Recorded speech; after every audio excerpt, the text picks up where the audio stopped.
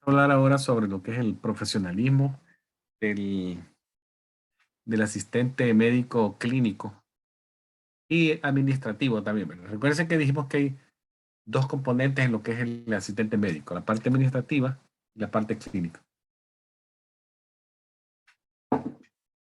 Vamos a comenzar hablando sobre la presentación. ¿A qué viste el asistente médico? Ustedes probablemente ya lo sepan.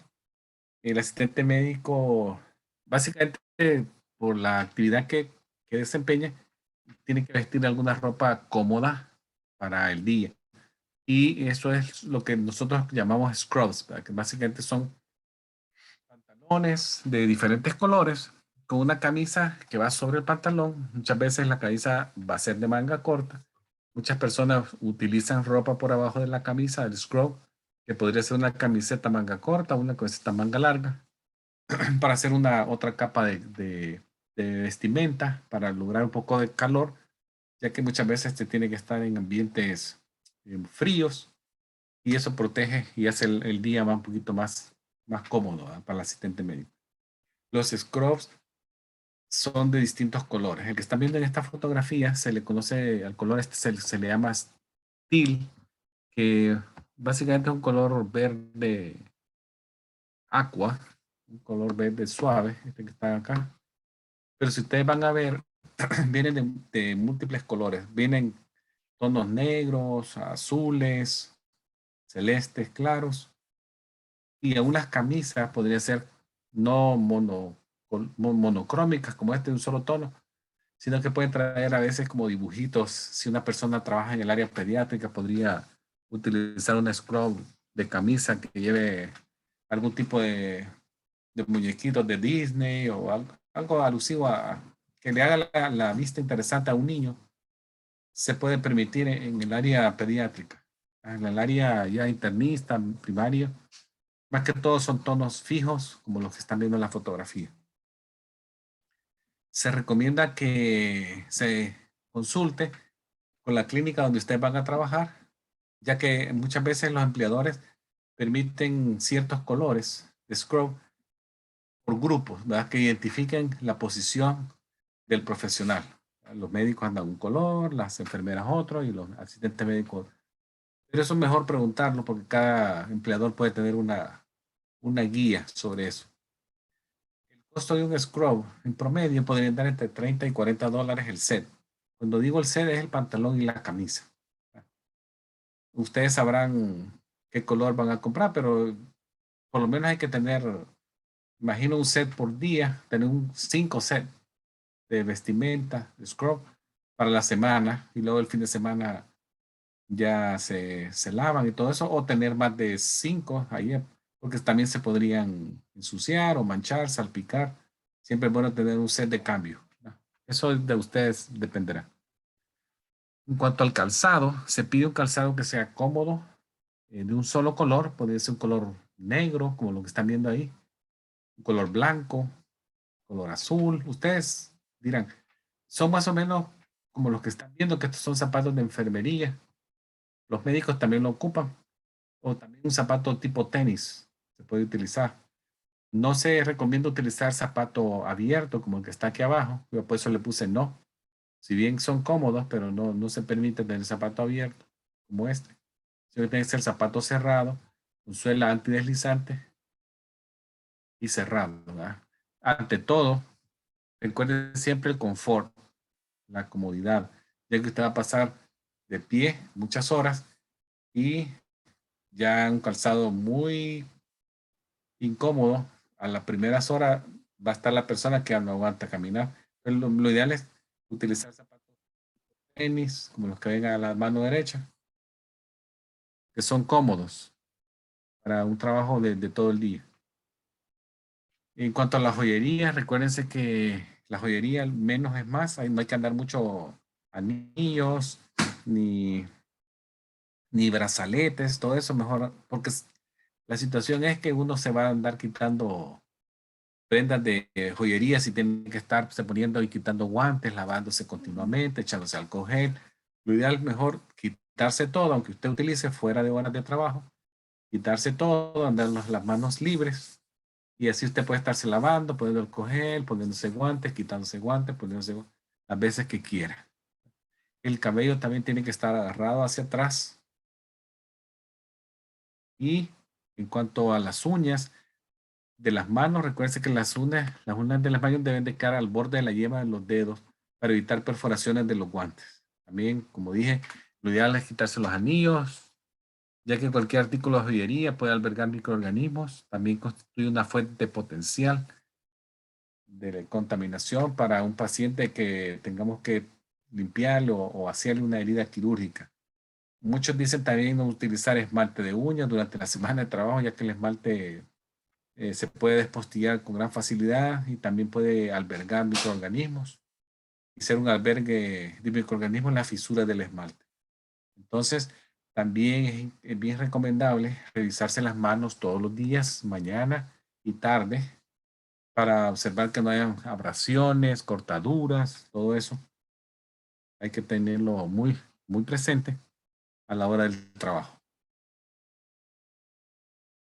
Ahora, en cuanto al profesionalismo, ¿verdad? Dijimos que esta parte antes no se preguntaba en el examen del ANCA, ahora sí lo preguntan.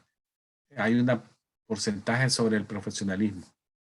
Recordemos que profesionalismo es lo que se conoce básicamente la apariencia, que ya lo hablamos, ¿verdad? El uniforme, que tiene que estar un uniforme limpio, planchado, presentable. Y también la manera de comportarse. Todo eso refleja qué tan profesional es el asistente médico, ¿verdad? Cómo viste, cómo se comporta en la oficina. Básicamente es un comportamiento profesional en base a las estándares éticas del servidor público. Recuerden que el asistente médico es un servidor público y que está atendiendo a un paciente que en las circunstancias ya el paciente se considera como un cliente, ¿verdad? Un cliente del profesional. Entonces la apariencia debe de reflejar que el profesional que está frente al paciente es competente. Esto aumenta la confianza del paciente hacia el asistente médico. El asistente médico, recuerde, tiene responsabilidades éticas con su paciente y estas, si bien es cierto, se aprenden durante el periodo de entrenamiento o educación al profesional, también hay que recordar que toda esa parte ética se tiene que transferir hacia también la parte práctica del alcance de la responsabilidad del asistente médico en la parte legal y profesional. La confidencialidad, que lo vamos a hablar las próximas semanas cuando hablemos de HIPAA, es algo muy importante de la responsabilidad ética del asistente médico. También algunas características del asistente médico tienen que ser una persona tolerante, y vamos a hablar qué es tolerancia, el carácter, ¿verdad? Que está relacionado a la parte que dijimos ética y moral, que también vamos a hablar la próxima semana sobre lo que es la ley ética médica y la ley.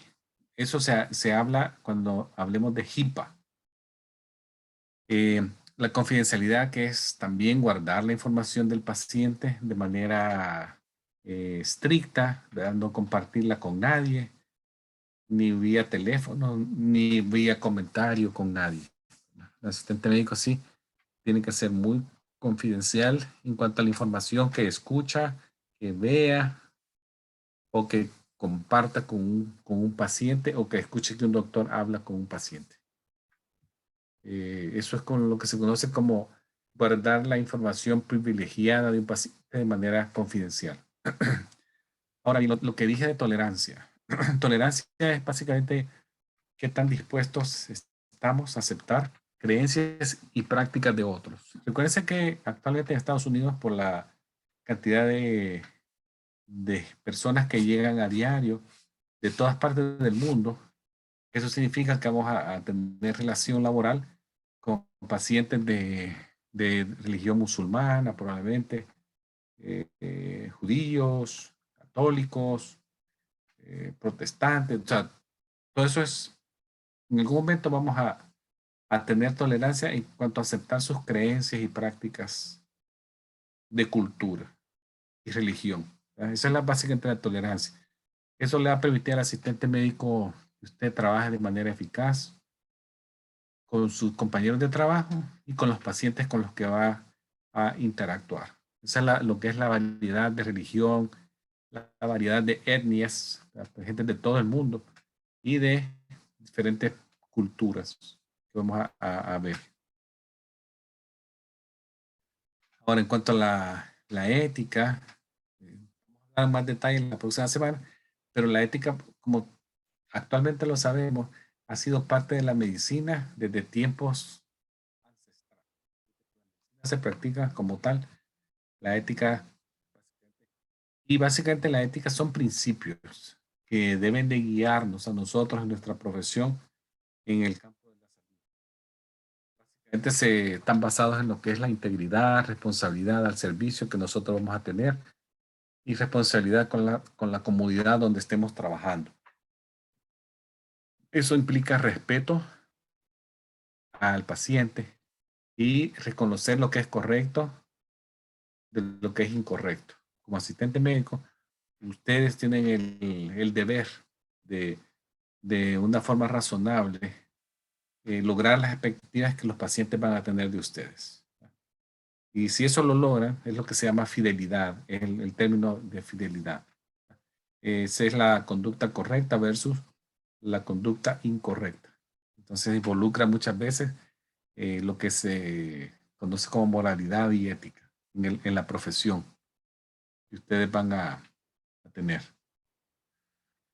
La comunicación tiene que ser muy efectiva entre con los pacientes y con los compañeros de trabajo. En todo momento la comunicación se pide cuando estén con sus compañeros de trabajo.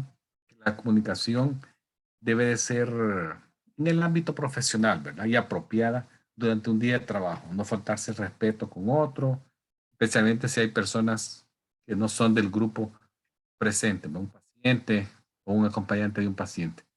Cualquier discusión de algún tópico no relacionado al trabajo, este debe de mantenerse al mínimo en las horas de trabajo y ocurrir, si ocurren acaso, en las áreas designadas para tal propósito, como podría ser un área de receso, ¿verdad? Donde hay, puede uno, áreas que ya se designa para tomar alimentos o descansar, tomar un receso, tomarse un café, es ahí, no enfrente al paciente, especialmente cosas no relacionadas a trabajo. Entonces siempre hay que mostrar ética y profesionalismo en la comunicación con nuestros compañeros de trabajo, los pacientes y otros con los que vamos a interactuar. Siempre mantener el profesionalismo como un cuidador de la salud. En este caso, ustedes serán asistentes médicos, clínicos. ¿Qué responsabilidades tenemos en el lugar de trabajo? Por ejemplo, un trabajo podría ser que para algunos las responsabilidades del lugar de trabajo les causan mucho estrés. Y básicamente, si ustedes desde el inicio, desde el día uno, muestran un buen manejo del tiempo, esa va a ser una gran destreza y una gran herramienta que les va a servir para toda la vida, ¿verdad? Siempre tienen que utilizar la priorización de tareas y analizar qué tan efectivo es su tiempo cuando se tenga que priorizar tareas, ¿verdad? Entonces, muchas veces la gente le cuesta manejar agendas o lo que en inglés le llaman schedule, ¿verdad? De manera eficiente. Entonces, no ser organizado en el área de la salud puede causar estrés, mucho estrés. Entonces, desde el día uno, traten de que como asistente médico ser organizados y tener una agenda diaria, ¿verdad? Para que el tiempo no se malgaste en cosas que no son prioridad en ese momento. Eso es importante. Lo de la diversidad individual ya lo platicamos hace un momento.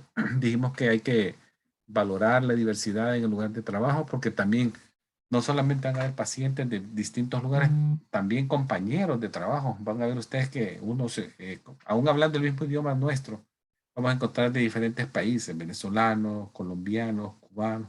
Entonces eso juega un rol muy importante para el asistente médico, valorar esa diversidad en el lugar de trabajo de los compañeros de trabajo, no solamente eh, con los pacientes. Debemos de saber que cada cultura es diferente y debemos de respetar la cultura. Van a ver ustedes que pacientes no les gusta mucho que los toquen, que los estén tocándole las manos, otros sí, son más de contar, pero no hay que hacer eso en la primera consulta, sino que conocerlo primero y luego ya de manera empática y mostrándole interés en su situación de salud, ya se puede uno como culturizar en cuanto a la sensibilidad de esa persona en base a su antecedente étnico y religioso. Eso es bien importante. Ahora bien, en cuanto a lo que es el manejo de conflictos en el lugar de trabajo. Van a ver ustedes que cualquier conflicto en el lugar de trabajo, yo le puse estas flechitas acá a estas dos asistentes médicos. Miren cómo se están viendo ahí. No de una manera muy amistosa, ¿verdad? Cómo se están viendo. Situaciones así en un lugar de trabajo es contraproducente para el desempeño profesional del lugar de trabajo. Entonces siempre, eh, si eso sucede, para minimizar situaciones que generen conflicto entre los trabajadores que estén en esa clínica, siempre es bueno mostrar una actitud positiva todos los días, ser profesional en todo momento, no alimentar conversaciones negativas sobre otras personas.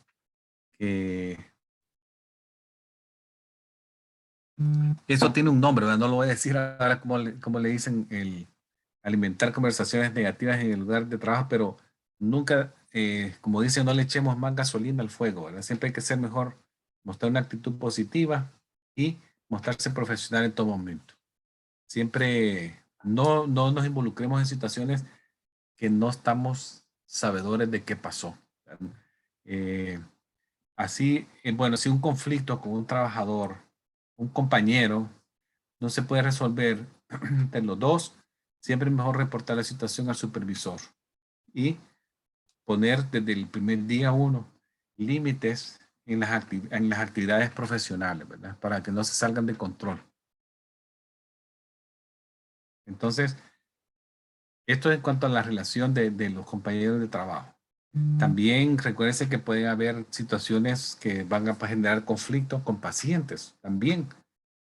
Casi en la misma resolución de problemas con ellos. Mostrarles actitud positiva, recordar en todo momento que muchas veces el enojo del paciente no lo está haciendo de una manera individual hacia usted. Recordemos que puede ser una reacción a una situación que él experimentó con un trabajador de la salud que anteriormente que usted o el manejo del estrés de ese paciente no es el adecuado. Siempre mostrarse profesional en todo momento es bueno. Escuchar al paciente utilizando técnicas de escuchar activamente y dejar que el paciente primero desahogue un poquito su enojo y luego validar si lo que está diciendo es correcto o no. Ser empatético con el paciente y nunca le ofrezca una promesa a resolverle su problema. Recuerden que ustedes no son resolvedores de problemas. Ustedes están ahí para resolverle la situación clínica por la que llega, pero no resolver el problema de que usted lo va a hacer sentir mejor. Si bien es cierto, hay que ser empático, no hay que hacerse el 100% resolvedor de problemas, porque recuérdense que en la parte médica los problemas se solucionan en capas, ¿verdad? Cada quien tiene una participación en la resolución de problemas de un paciente. Ustedes en el nivel del accidente médico, ya vendrá otro, como que el doctor, la enfermera, y cada quien va poniendo un porcentaje a modo de hacerle el paquete completo al paciente. Utilicemos voz calmada, siempre escuchándolo, mantener siempre un espacio personal adecuado entre el paciente y yo, ¿verdad? Si se sintiese amenazado por un paciente, por el enojo de un paciente, siempre es mejor retirarse, ¿verdad? Retirarse de la habitación y pedir asistencia o ayuda de otros. Recuérdense que también en cuanto a la documentación de un encuentro de un paciente, siempre que exista una falta de respeto de un paciente, hay que documentarlo en el expediente electrónico médico o en un papel. Si se utiliza papel para ese propósito, ¿verdad? Que podría ser un reporte de un incidente cuando un paciente se muestra demasiado agresivo o físico contra un profesional de la salud que solamente está haciendo su trabajo en atenderlo, ¿verdad? Ahora, en la parte de comunicación, ahí como ven las fotografías, ahí les pongo algunas fotografías, que les pongo que hay que hacer siempre, escuchar activamente al paciente. Utilizar el contacto ocular, viendo al paciente, sentándose frente a él, evitar ambientes de distracción, donde haya mucho ruido, falta de privacidad. Siempre hay que estar atento al lenguaje corporal de los pacientes, cómo se expresa él de manera facial. Recuérdense que muchas veces la persona puede tratar de ocultar una expresión, pero el lenguaje corporal lo delata, ¿verdad? Entonces hay que saber escuchar, observar y atender muy cuidadosamente la conversación de un paciente y escuchar palabras claves que probablemente nos está él comunicando de manera inconsciente. Siempre utilicemos una postura relajada cuando estemos hablando con nuestros pacientes para que no generemos nosotros un ambiente de amenaza, ¿verdad? Si él se sienta relajado, él va a ser más abierto con nosotros. Es importante siempre utilizar preguntas que se conocen como preguntas abiertas, más que la pregunta cerrada. La pregunta cerrada es aquella que el paciente probablemente me responda de sí o no. ¿Le duele aquí? Sí. ¿Desde cuándo le duele? Desde ayer. O sea, el paciente no va a dar mucho espacio porque yo mismo lo estoy conduciendo a preguntas cerradas. Hablemosle un poquito más eh, con pregunta abierta. ¿Cuándo comenzó su dolor? Entonces ya un poquito más ayer por la tarde, cuando yo estaba comiendo. ¿Me puede decir un poco más sobre el dolor? Entonces ya el paciente, mira, el dolor está localizado al lado izquierdo, dolor que viene y va, punzante, que se mueve hacia la espalda. Entonces, eso da un ambiente ya más de conversación, más que un cuestionamiento, ¿eh? De sí, no, ayer, hoy en la mañana, no, mañana. Hablemosle preguntas abiertas. Hablar también claro y conciso, ¿verdad? Sin tecnicismos. No hay que usar muchos tecnicismos con los pacientes porque recuerden que el paciente no es un profesional de la salud. No está obligado a entendernos cuando le dice, y tuvo ayer, le dio ayer cefalea. No, ¿verdad? Dolor de cabeza. Démosle el trato de paciente. No está obligado él a entendernos tecnicismos. Siempre también apliquemos profesionalismo, ya sea frente a frente, como lo podemos hacer vía teléfono, ¿verdad? Ya voy a hablar un poquito sobre lo que es la etiqueta telefónica en unos minutos. En cuanto a la comunicación, por ejemplo, podemos decir que la comunicación verbal, que ahí la ven, podría ser escrita o en forma oral, como estamos ahorita en nosotros, ¿verdad? Forma oral. Si es cierto, ustedes no me están viendo, el tono de mi voz, mi volumen, mi entonación, todo eso les puede reflejar a ustedes cómo yo me estoy sintiendo, estoy cómodo, no estoy incómodo, estoy a prisa, estoy relajado, estoy con tiempo. Entonces, igual con los pacientes, ¿verdad? La comunicación puede ser de forma oral o puede ser de forma escrita. La comunicación escrita para fines profesionales es la más formal si la comparamos con la oral. Por eso las notas, si bien es cierto lo que se habla, si es importante, escribámoslo, porque eso va a ser lo más formal y queda escrito en el expediente para siempre. Esa es la comunicación escrita. Ahora, la comunicación no verbal, eso ya se lo dije, se refiere a la información que obtenemos del lenguaje corporal. El lenguaje corporal muchas veces es una forma que la persona tiene para mandar señales o emociones y muchas veces lo hace de forma inconsciente. El lenguaje corporal muchas veces no lo domina la persona. La comunicación no verbal también, recuerden que puede incluir lo que se conoce como comunicación secundaria y esto puede ocurrir durante una conversación. Y la comunicación secundaria podría ser lo que les acabo de mencionar. La voz, el volumen, la calidad de la voz y la entonación. Todo eso, componente, entonación, volumen, cualidad, es lo que se conoce como comunicación. Mucha gente puede decir, no, yo estoy tranquilo, pero se lo dice a un grito. Entonces, esa comunicación secundaria ya le manda otro mensaje a usted, aunque el entendido de la frase dice que está tranquilo. pero usted los percibe no tranquilos, sino que podría ser con un porcentaje de amenaza o de enojo o de que que no está cómodo. Entonces, muchas veces la comunicación no verbal podría proveernos de más información que las mismas palabras que recibimos de un paciente. Entonces, por eso, pongámosle mucha atención. Otro detalle de la comunicación no verbal es la expresión facial. Es muy importante. Y la posición del cuerpo. Esto nos da mucha información. Recuerde que yo he visto pacientes que le dice uno, ¿cuánto le duele? Del 1 al 10. Y muchos dicen 10. No tienen ni la menor idea que es un 10 de dolor. Y usted 10 es un dolor intenso. No tiene índice, composición de dolor, antálgica. Y lo van a ver sentado frente a usted, viéndole a los ojos y tranquilo. Entonces siempre la expresión facial forma parte del mensaje que estamos recibiendo y es comunicación no verbal. Ahí les dejo esa imagen que dice como la forma verbal, oral y escrita, la no verbal, expresiones del cuerpo, expresiones del ambiente y lenguaje corporal y comunicación, como les dije, secundaria. En las destrezas de escuchar, bien importante, estar frente al paciente. No converse con un paciente de manera viendo hacia los lados y de manera distraída, sino que de manera frontal, teniendo buen contacto ocular, respondiéndole al paciente si le hace alguna pregunta. El parafrasear, ¿qué es el parafrasear?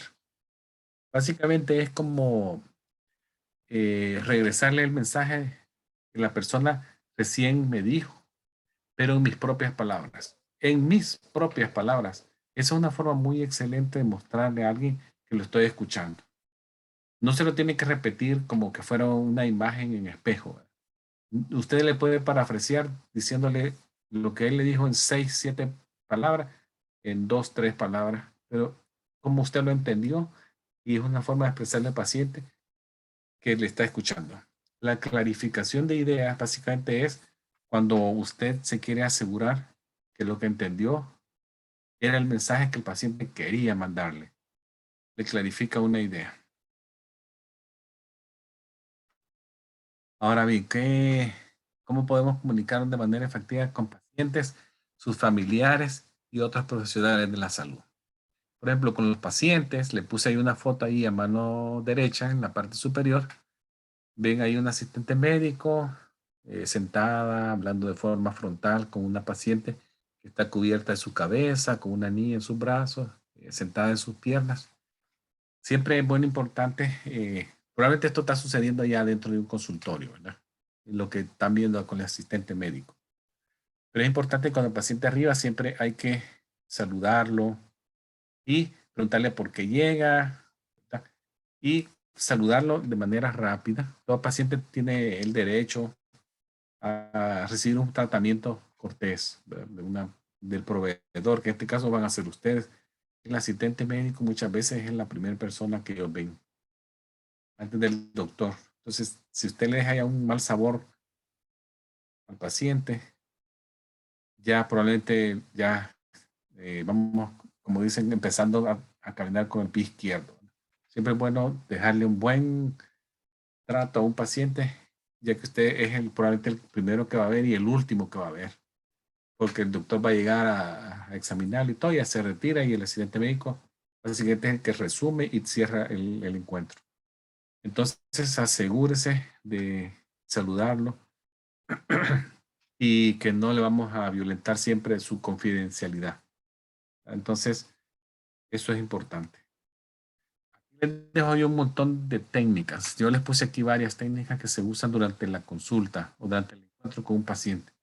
Entonces, lo que actualmente se conoce como una conversación terapéutica, el uso del silencio, el uso de la especificidad y expresión de duda, clarificar. Básicamente es clarificarle. Porque si usted ve en el lado derecho, dice, clasifica su dolor en una escala de 0 al 10. Es bien específica la pregunta. Si el paciente no está muy seguro, usted le puede preguntar también, ¿ya ha escuchado usted sobre la clasificación del dolor? En números, no. Entonces la explica. El 0 significa que no hay dolor, 0 dolor, no hay el 2, 3, 4, el dolor va aumentando y el 10 es el más intenso que usted ha sentido en su vida. Entonces la gente ya tiene una mejor idea de lo que es la escala del dolor. Probablemente le puede decir, el que le dijo al principio 10 puede irse, oh, no, no, entonces sí, probablemente en 3. Así, especificidad y clarificación. Recordemos uso de preguntas abiertas, el uso de contacto, hay que hacerlo de manera apropiada, especialmente recordando las barreras culturales, religiosas de algunos. Algunos pacientes son muy sensibles a la especialmente si es como el sexo opuesto, ¿verdad? Mujeres de religiones muy conservadoras, no les gusta ni siquiera platicar, o si platican sin contacto físico con el asistente médico que es un hombre. Aclaración, ya lo dijimos, el parafraseo también ya lo mencioné, que es básicamente eh, poner las palabras en el lenguaje que yo le entendí, a ver si es esa la idea y que le muestro atención. Ofreciendo de uno mismo, que ofrecer ayuda, lo acompañaría hasta la puerta de salida, ayudaría a vestirse para marcharse, así es una mujer con otra mujer y todo eso.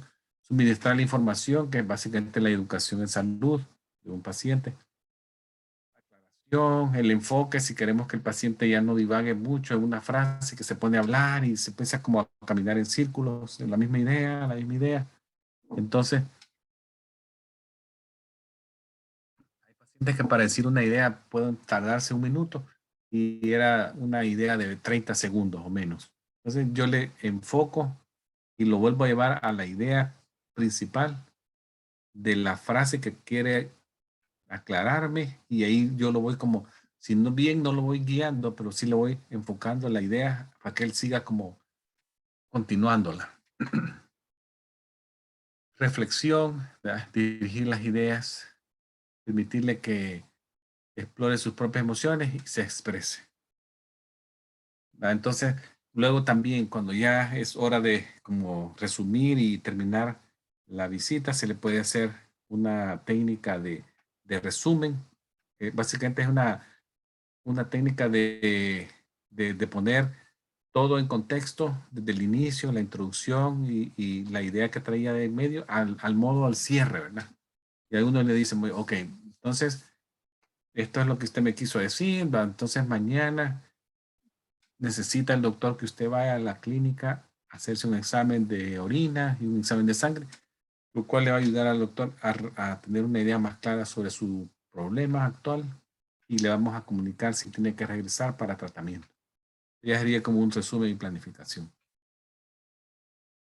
Eso era el contacto con el paciente. Ahora, en cuanto a la parte comunicación de negocios o etiqueta de negocio, es cuando el asistente médico lo hace con otro profesional de la salud, ¿verdad? En este caso, sí podríamos ya usar un tecnicismo y tenemos que utilizar un inglés más refinado, más académico, en escritura, ya que muchas veces esto simboliza la profesión suya y el profesionalismo de la clínica. Entonces se tienen que hacer buenas cartas, si se va a hacer alguna nota, si se requiere información de un paciente y solicitarla de otro profesional, hay que hacer notas o llamadas telefónicas para que el problema del paciente se resuelva pronto. Eso significa utilizar tono profesional a todo momento con otros, el uso apropiado de la gramática, la escritura y también responderle en forma apropiada en tiempo a profesionales que nos solicitan también a nosotros información. Entonces eso se puede hacer de manera escrita o vía teléfono con otro profesional. En cuanto a la comunicación con otros pacientes lo que es el manejo de la confidencialidad en la oficina. Ahí les pongo una foto en mano derecha, en la parte superior van a ver ustedes como que han tomado esa foto desde el área de espera hacia el área donde está la secretaria, ¿verdad? El front desk. Si ustedes ven, muchas clínicas actualmente tienen como ventanas corredizas de vidrio y eso es bueno, porque a veces reciben una llamada que van a tener necesidad de compartir alguna información personal de alguien, entonces ellas pueden cerrar la ventana de vidrio y eso crea un ambiente más privado adentro y la información no se escucha al área de espera acá, ¿verdad? También recuérdense que si ustedes están ayudando en el área de oficina, que no haya ningún paciente enfrente, como está el señor, hay que mandarlo a sentar. Siempre, si se va a atender un paciente, el teléfono tiene que estar libre, prestarle toda la atención, ¿verdad? Acá viéndolo. Si tiene que tener información sensible, llevar al paciente a una habitación. En cuanto a la etiqueta del teléfono, contestar pronto, identificarse, usted identificar la clínica, contestar por lo menos al tercer repique. Si tiene que dejar a un paciente en espera, no dejarlo por más de 20 segundos. Pregunta si puede seguir esperando o le llama más tarde. Ser paciente. En cuanto al trato con otros profesionales de la salud, siempre recuérdense mantener el alcance profesional de la clínica, mantenerse en la práctica, en su alcance de práctica, comunicación abierta con otro proveedor, mantener información clínica actualizada y siempre requerir una autorización previa del paciente para que se libere su información. O sea, nunca, no porque le hablan de una clínica, oh, yo soy de la clínica gastroenterología, necesito que me envíe el reporte de resultados de laboratorio del paciente tal, ¿verdad? No se puede enviar si el paciente no le ha autorizado a esa clínica una hoja donde él le dice que le autoriza a usted a que le mande la información requerida. No hay que caer en ese olvido de no pedirlo. Bueno, entonces, eso es lo que traía, doctor, del profesionalismo, del profesional, del asistente médico. No sé si tienen alguna pregunta. Ok, profesor.